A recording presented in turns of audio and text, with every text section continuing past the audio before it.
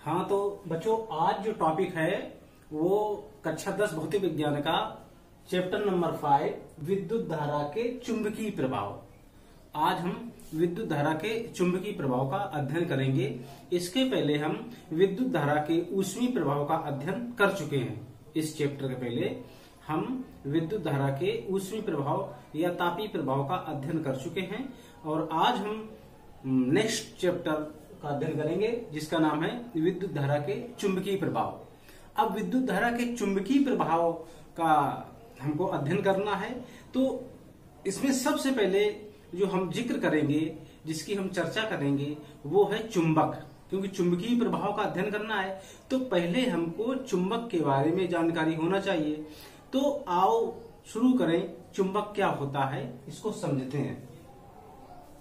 तो बच्चों, सबसे पहले जो चुंबक की घटना देखी थी तो ग्रीस नामक एक देश है, वहां पर एक जगह है मैग्नीसिया।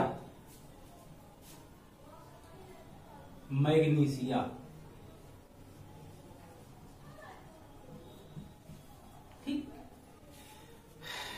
एथेंस या ग्रीक नामक देश है।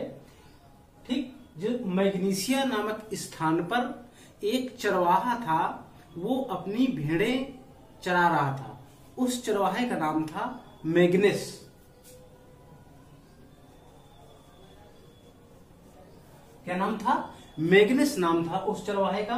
तो उसने देखा कि उसके, चूंकि जो उस समय के चरवाहा होते थे तो उतनी अच्छी टेक्नोलॉजी विकसित नहीं हुई थी, तो वो कंकड़ और पत्थरों से बचने के लिए अपने पैर के निचले हिस्से पर एक लोहे की प्लेट लगा लेते थे।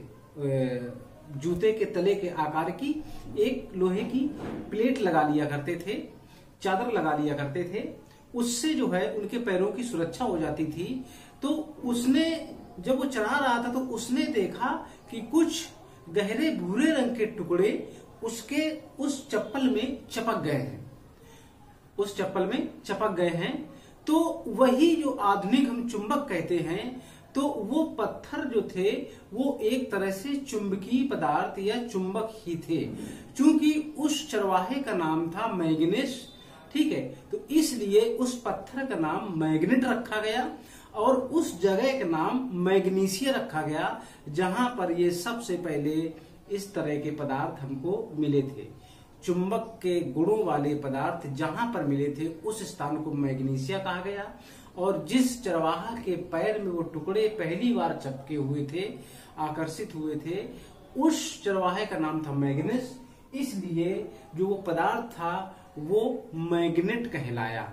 अब बच्चों बात करते हैं हम किसकी? चुंबक की। चुंबक क्या होता है?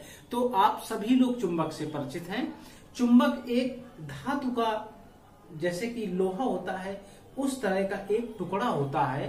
वो क्या करता है? वो लोहे की वस्तुओं को अपनी ओर आकर्षित करता है। चुंबक क्या करता है? लोहे की वस्तुओं को अपनी ओर आकर्षित करता है। ठीक, अब कुछ बच्चे ये बात पूछेंगे कि सर जी, ऐसा कौन सा कारण है कि चुंबक जो होता है वो लोहे की वस्तुओं को ही अपनी ओर आकर्षित करता है? तो बच्चों, जो मैग्नेट होता है, जो प्राकृतिक रूप से चुंबक पाया गया था, जो एशिया के मैग्नीसिया नामक स्थान पर चुंबक का टुकड़ा पाया गया था, तो वो एक धातु हमारी होती है लोहा। लोहा का एक अयस्क होता है मैग्नेटाइट, Fe3O4। एक अयस्क का नाम होता है मैग्नेटाइट।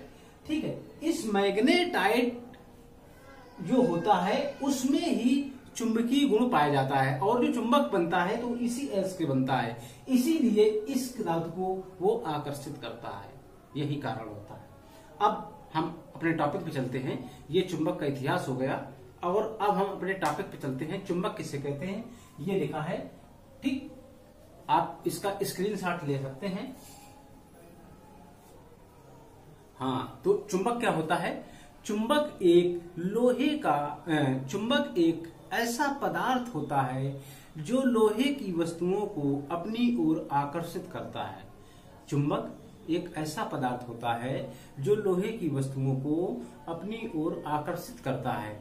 जिस गुण के कारण अपनी ओर लोहे की वस्तुओं को आकर्षित करता है, इस गुण को हम चुंबकत्व कहते हैं। तो यहाँ पर दो परिभाषाएं कंप्लीट हुई, चुंबक और चुंबकत्व। ये चुंबकत्व कहते हैं, ये चुंबकत्व हो गया।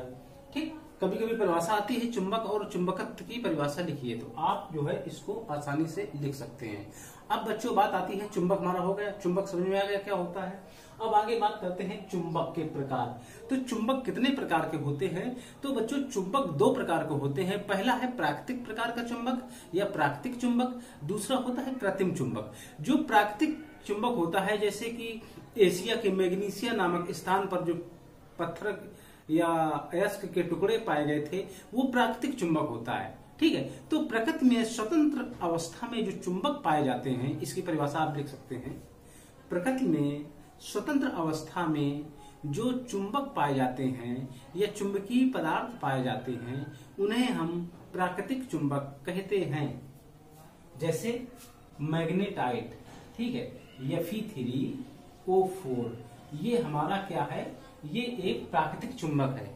Fe3O4, ठीक है, ये क्या है, हमारा प्राकृतिक चुंबक है। अब बच्चों बात करते हैं कृत्रिम चुंबक की। किसकी बात करेंगे? कृत्रिम चुंबक की। कृत्रिम चुंबक क्या होता है?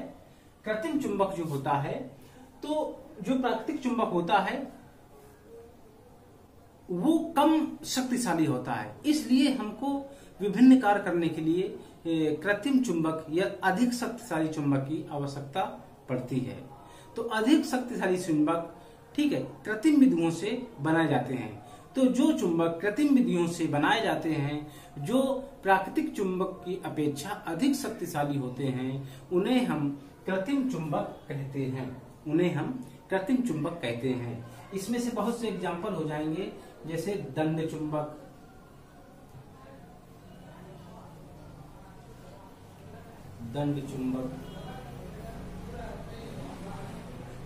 नाल चुंबक, तो ये सब जो है कृत्रिम चुंबक के उदाहरण हो जाएंगे। अब आगे बात करते हैं चुंबक के ध्रुव। चुंबक के ध्रुव क्या होते हैं?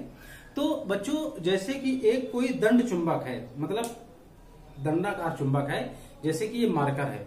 अगर ये मार्कर चुंबक होता तो इसको हम दंडाकार चुंबक कहते हैं। अब इस मार्कर को यदि धागे से बांधकर स्वतंत्र अवस्था में इस तरह लटकाएंगे, तो इसका एक सिरा उत्तर की ओर ठहरेगा और एक सिरा दक्षिण की ओर ठहरेगा।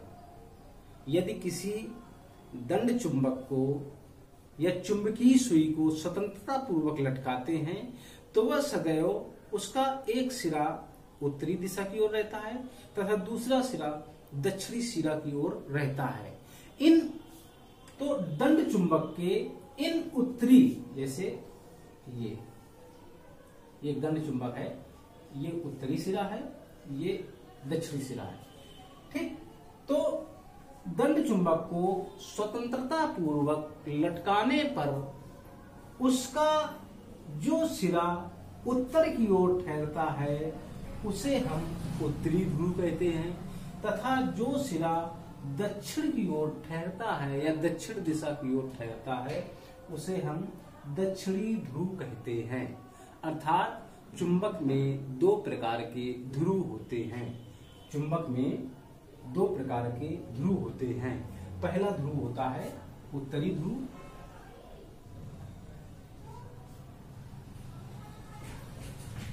दूसरा होता है दक्षिणी ध्रुव।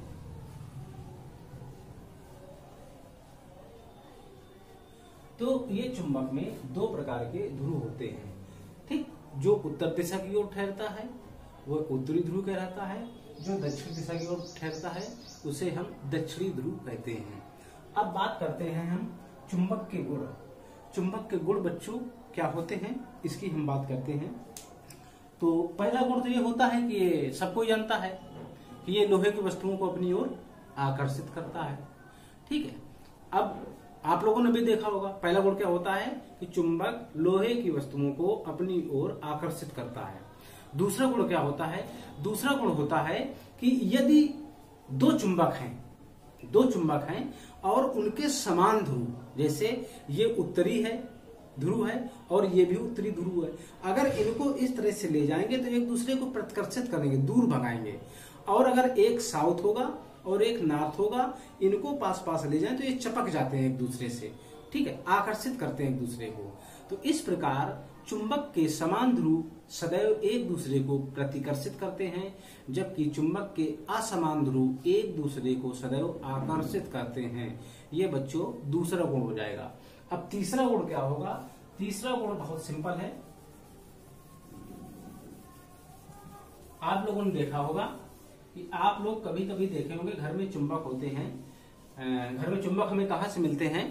जो हमारे पास वो होते हैं, क्या कहते हैं, साउंड होते हैं, ठीक है, माइक होते हैं, उनमें से पीछे लगे रहते हैं, साउंड होते हैं, ठीक, उनमें पीछे लगे रहते हैं। उन चुंबकों को हम जो है निकाल लेते हैं। जब उसको तोड़ते हैं तो उसके बच्चों कितने भी टुकड़े करते चले जाओ, एक नया चुंबक, जैसे कि ये चुंबक है, एक ये नॉर्थ हो गया, एक साउथ हो गया, इसको बीच से तोड़ेंगे तो ये नॉर्थ अलग नहीं होगा ना साउथ अलग होगा, दूसरा फिर बन जाएगा, फिर ये नॉर्थ बनेगा, ये साउथ बनेगा, फिर उसको तोड़ो तो नॉर्थ और साउथ। इस प्रकार चुंबक के कितने भी टुकड़े किए जाएं, उनके ध्रुवों को कभी अलग नहीं किया जा सकता है। तो ये बच्चों तीसरा नंबर है। तीसरा नंबर देखे क्या है? किसी चुंबक के ध्रुवों को कभी अलग नहीं किया जा सकता है। किसी चुंबक को तोड़ने पर सदैव एक नया चुंबक बनता है। तो ये बच्चों तीसरा गुण हो गया। तो इस प्रकार से हमारा ये जो है चुंबक के गुण हो गया। अब आगे बात करते हैं चुंबकीय क्षेत्र की, चुंबकीय बल रेखाओं और चुंबकीय बल रेखाओं के गुण। तीन टॉपिक और हम बात करते हैं। पहला क्या है? चुंबकीय क्षेत्र क्या होता है, ठीक। दूसरा क्या होता है? चुंबकीय बल रेखाएं क्या होती हैं, और तीसरा चुंबकीय बल रेखाओं के गुण। भाई चुंबकीय बल रेखाओं के कारण ही चुंबक में चुंबकत्व का गुण आता है। तो ये तीनों चीजें इंपॉर्टेंट है, इसको समझते हैं।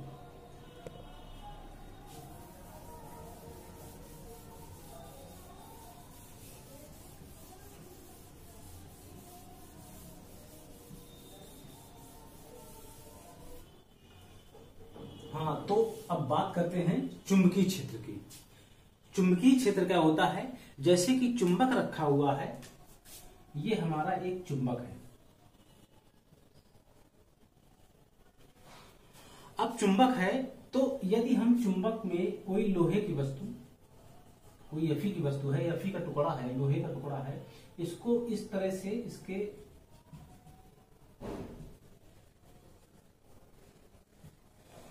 इस लोहे के टुकड़े को, ये हमारे जो चुंबक है, ये चुंबक का एक टुकड़ा है ये, ठीक है। अब इस चुंबक के टुकड़े के समीप लाएंगे तो लोहे के टुकड़े को आकर्षित करता है। तो बच्चों एक क्षेत्र होता है कि वहीं तक उस टुकड़े को आकर्षित कर पाएगा। ये चुंबक का टुकड़ा एक ऐसा क्षेत्र या दूरी होती है कि यदि इस दूरी यहां तक, जैसे इसका जो है आकर्षण क्षमता यहां तक है, तो यदि चुंबक का टुकड़ा हम यहाँ तक लाएंगे तो आकर्षित कर लेगा। और यदि चुंबक लोहे का टुकड़ा यहाँ तक रखा है, एफी का टुकड़ा यहाँ रखा है, तो आकर्षित नहीं कर पाएगा। तो किसी चुंबक के चारों ओर का वह क्षेत्र, किसी चुंबक के चारों ओर का वह क्षेत्र जिसके अंतर्गत कोई लोहे का टुकड़ा आकर्षण का अनुभव करता है, उसे हम चुंबकीय क्षेत्र कहते हैं। अथवा इसकी परिभाषा ऐसे बता सकते हैं कि किसी चुंबक के चारों ओर का वह क्षेत्र जहां उसके चुंबकत्व का प्रभाव रहता है।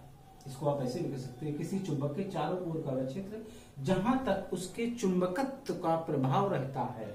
चुंबकत्व वही आकर्षण वाला गुण होता है। तो किसी चुंबक के चारों ओर का वह क्षेत्र जहां तक उसके चुंबकत्व का प्रभाव रहता है, चुंबकीय क्षेत्र कहलाता है। जैसे एक चुंबक है तो इसका ये प्रभाव यहाँ तक है, तो ये संपूर्ण जो क्षेत्र है, ठीक है, यदि यहाँ तक होता तो ये भी क्षेत्र, इतना संपूर्ण क्षेत्र का कहलाता चुंबकीय क्षेत्र कहलाता। तो ये बात होगी चुंबकीय क्षेत्र की। अब चुंबकीय बल रेखाएं क्या होती हैं, उसको हम समझते हैं। चुंबकीय बल रेखाएं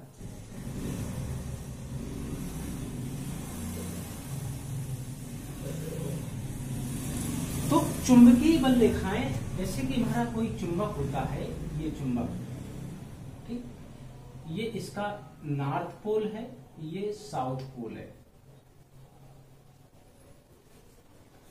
तो चुंबक में प्रक्रिया क्या होती है, चुंबक में आकर्षण क्यों होता है, क्योंकि इसके उत्तरी ध्रुव से हमेशा चुंबकीय रेखाएं निकलती रहती हैं। ये चुंबकीय रेखाएं निकलती हैं और ये उत्तरी दिशा में प्रवेश करती हैं। यहां से निकली, ऐसे निकली, ऐसे, और ये उत्तरी दिशा में दक्षिणी दिशा में प्रवेश की, उत्तरी दिशा से निकलती हैं और दक्षिणी दिशा में प्रवेश करती हैं। प्रवेश करने के पश्चात फिर चुंबक में अंदर से होते हुए फिर ये उत्तरी दिशा में आ जाती हैं। तो एक ये बंद वक्र की भांति गति करती रहती हैं। एक बंद वक्र के अनुदिश ये चुंबकीय बल रेखाएं, ये जो रेखाएं होती हैं, ये गति करती रहती हैं। इन रेखाओं को ही क्या कहते हैं, चुंबकीय बल रेखाएं कहते हैं, और इन्हीं के कारण चुंबकत्व का गुण आ जाता है। ये रेखाएं जितनी अधिक दूर तक जाती हैं तो उसका चुंबकीय गुण उतनी ही दूर तक होता है, अर्थात उतनी ही दूर तक ये वस्तुओं, लोहे की वस्तुओं को अपनी ओर आकर्षित कर लेंगी। तो ये देखिए बच्चों, ये चुंबकीय बल रेखा है। किसी चुंबकीय क्षेत्र में चुंबकीय बल रेखाएं वे काल्पनिक रेखाएं होती हैं। देखो, वे काल्पनिक रेखाएं होती हैं जो उस बिंदु पर, ठीक जैसे कि ये है चुंबकीय बल रेखाएं, हम परिभाषा बता रहे हैं चुंबकीय बल रेखाओं की। चुंबकीय बल रेखाएं, ठीक है, वे काल्पनिक रेखाएं होती हैं जो उस स्थान में चुंबकीय क्षेत्र की दिशा को निरंतर प्रदर्शित करती हैं। चुंबकीय बल रेखाएं, जैसे क्या है, चुंबकीय बल रेखाएं एक काल्पनिक रेखाएं हैं। ये काल्पनिक ना कहें, अदृश्य रेखाएं हैं, ये दिखाती नहीं है। तो चुंबकीय बल रेखाएं वह काल्पनिक रेखाएं हैं जो किसी बिंदु पर चुंबकीय क्षेत्र को हमेशा या अविरत रूप से या अनवरत रूप से प्रदर्शित करती हैं। चुंबकीय बल रेखाएं कहलाती हैं। ये परिभाषा लिखा है, किसी चुंबकीय क्षेत्र में चुंबकीय बल रेखाएं वह काल्पनिक रेखाएं हैं जो उस स्थान में चुंबकीय क्षेत्र की दिशा को निरंतर प्रदर्शित करती हैं। इन रेखाओं के किसी बिंदु पर खींची गई स्पर्श रेखा उस बिंदु पर चुंबकीय क्षेत्र की दिशा को प्रदर्शित करती है। अब बच्चों बात आती है चुंबकीय क्षेत्र की दिशा हम कैसे ज्ञात करते हैं। तो चुंबकीय बल रेखाओं की दिशा या चुंबकीय क्षेत्र की दिशा ज्ञात करने के लिए हम एक दिक्सूची होती है उसका सहायता लेते हैं या उसकी हेल्प लेते हैं, या किसी चुंबक को हम स्वतंत्र रूप से एक धागे से बांधकर बीच से लटका देते हैं, और वह टुकड़ा के जो दो ध्रुव जिधर ठहरते हैं, एक नॉर्थ में ठहरेगा, एक साउथ में ठहरेगा, ठीक है। तो ये ठहरेगा। अब इसकी हमको पता चल गया कि ये उत्तरी दक्षिणी ध्रुव है और ये उत्तरी ध्रुव है। अब यहां से कोई बल रेखा निकलेगी तो ऐसे जाएगी, ठीक। तो हम बता देंगे इस चुंबक की चुंबकीय बल रेखाओं की दिशा कैसी है, उत्तर से दक्षिण की ओर है। ये देख के चित्र में बता देंगे कि इस दिशा से इधर की ओर जा रहा है। ये सिंबल बना देते हैं, बस इसी से पता चल जाता है कि चुंबकीय बल रेखाओं की दिशा कैसी है। चुंबक को जैसे लटकाएंगे और उसकी जो है हमेशा नॉर्थ से निकलती हैं। चुंबकीय बल रेखाएं चुंबक के उत्तरी ध्रुव से निकलती हैं और दक्षिणी ध्रुव में प्रवेश करती हैं। तो इस तरह से हम दिखा देंगे। ये देखिए हमारा एक चुंबक है, ये नॉर्थ पोल है, नॉर्थ पोल से होते हुए साउथ पोल में ये प्रवेश कर रही है, ठीक है। तो यहां से क्या बताएंगे, किसी चुंबकीय क्षेत्र में चुंबकीय बल रेखाएं वे काल्पनिक रेखाएं हैं जो उस स्थान में चुंबकीय क्षेत्र की दिशा को निरंतर क्या करती हैं, ये चुंबकीय क्षेत्र की दिशा है, निरंतर प्रदर्शित करती हैं। इन रेखाओं के किसी बिंदु पर, अब यहां पर है, किसी बिंदु पर खींची गई काल्पनिक रेखा क्या है, खींची गई काल्पनिक रेखा उस बिंदु पर चुंबकीय क्षेत्र की दिशा को प्रदर्शित करती है, ठीक। तो ये हमको चुंबकीय बल रेखाओं की परिभाषा और उसकी दिशा की हमको जानकारी हो गई। अब बात चलते हैं चुंबकीय बल रेखाओं के गुण, ठीक। अब हम किसकी बात करते हैं, चुंबकीय बल रेखाओं के गुण। अब चुंबकीय बल रेखाओं के गुण क्या होते हैं, तो ये चुंबकीय बल रेखाएं हैं, ये चुंबकीय बल रेखाएं हैं। अब इनके गुण हम समझेंगे। बहुत सिंपल है बच्चों इनके गुण। ठीक, पहला गुण ये होगा कि चुंबकीय बल रेखाएं सदैव चुंबक के उत्तरी ध्रुव से निकलती हुई दक्षिणी ध्रुव में प्रवेश करती हैं। पहला नंबर क्या होगा, चुंबकीय बल रेखाएं चुंबक के उत्तरी ध्रुव से निकलती हुई सदैव दक्षिणी ध्रुव में प्रवेश करती हैं। ठीक, तथा चुंबक के भीतर से गुजरती हुई पुनः उत्तरी ध्रुव पर आ जाती हैं और इस प्रकार से एक ये बंद वक्र के अंदिश गति करती हैं। आप इस तरह से पूरा नंबर लिख सकते हैं बड़ा, मैंने थोड़ा शॉर्ट में लिखा है, आप पूरा बड़ा लिख सकते हैं। अब नेक्स्ट पॉइंट है नंबर 2। अब देखिए, ये चुंबकीय जो बल रेखाएं होती हैं, ये दीर्घ वृत्त बन रहा है। तो चुंबकीय बल रेखाएं एक वृत्ताकार मार्ग के अंदिश गति करती हैं या चलती हैं, या न वृत्ताकार कहेंगे तो वक्राकार कह देंगे, वक्राकार मार्ग के अंदिश गति करती हैं। अब बच्चों देखा होगा, कोई चुंबक का टुकड़ा लेते हैं, जैसे चुंबक का टुकड़ा है।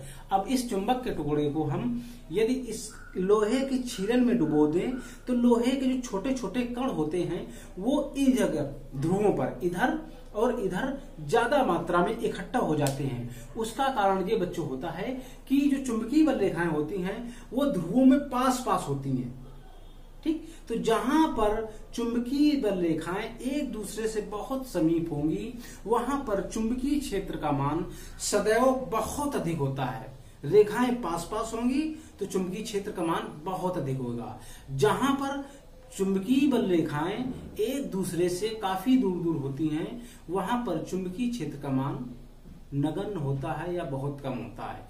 तो अगला नंबर ये हो जाएगा कि चुंबकीय बल रेखाएं जिस बिंदु पर या चुंबक के ध्रुवों पर अधिक समीप होती हैं, जिसके कारण चुंबक के ध्रुव अधिक चुंबकत्व रखते हैं। ठीक है, अधिक चुंबकत्व रखते हैं। यह चुंबक के ध्रुवों में अधिक चुंबकत्व का गुण पाया जाता है। ठीक, आप स्क्रीनशॉट करके इस तरह से परिभाषा, छोटी परिभाषा लिख सकते हैं। ठीक है, और ठीक है, चुंबक के मध्य में जो चुंबकीय बल रेखाएं होती हैं वो आपस में एक दूसरे से दूर दूर होती हैं, इसलिए मध्य में, चुंबक के मध्य में क्या कहते हैं, चुंबकीय क्षेत्र या चुंबकत्व कम पाया जाता है और एकदम बीच में शून्य होता है। मैंने इसके पहले बताया था।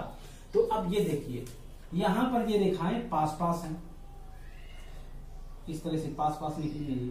अब ये इधर ये दूरी कम है, इधर ये दूरी बढ़ गई है। तो यहाँ पर क्या है, ये ध्रुव है। ध्रुवों पर चुंबकीय क्षेत्र अधिक होगा और चुंबक के मध्य में, बीच में चुंबकीय क्षेत्र कम होगा। तो यहाँ पर चुंबकत्व का गुण भी कम पाया जाएगा, यहाँ पर चुंबकत्व का गुण अधिक पाया जाता है। तो बच्चों ये जो है चुंबकीय बल रेखाओं के गुण थे, तो इसको अच्छे से समझ लेना। इसकी स्क्रीनशॉट लेकर आप लोग नोट्स बना सकते हैं। एक पॉइंट और रह गया कि एक समान चुंबकीय क्षेत्र क्या होता है, जहां पर चुंबकीय बल रेखाएं एक दूसरे के समांतर होती हैं। एक समान चुंबकीय क्षेत्र क्या होता है, जहां पर चुंबकीय बल रेखाएं एक दूसरे से समांतर होती हैं, उस क्षेत्र को एक समान चुंबकीय क्षेत्र कहते हैं। तो इस तरह से आज हमारा पूरा टॉपिक हो गया। आप इसकी स्क्रीनशॉट लेकर इसको जो है चित्र बना सकते हैं और आराम से लेकर नोट्स बना सकते हैं। तो बच्चों कोई प्रॉब्लम हो तो कमेंट में जाकर आप उस प्रश्न को पूछ सकते हैं, उसका उत्तर हम आप लोगों को कमेंट में देंगे।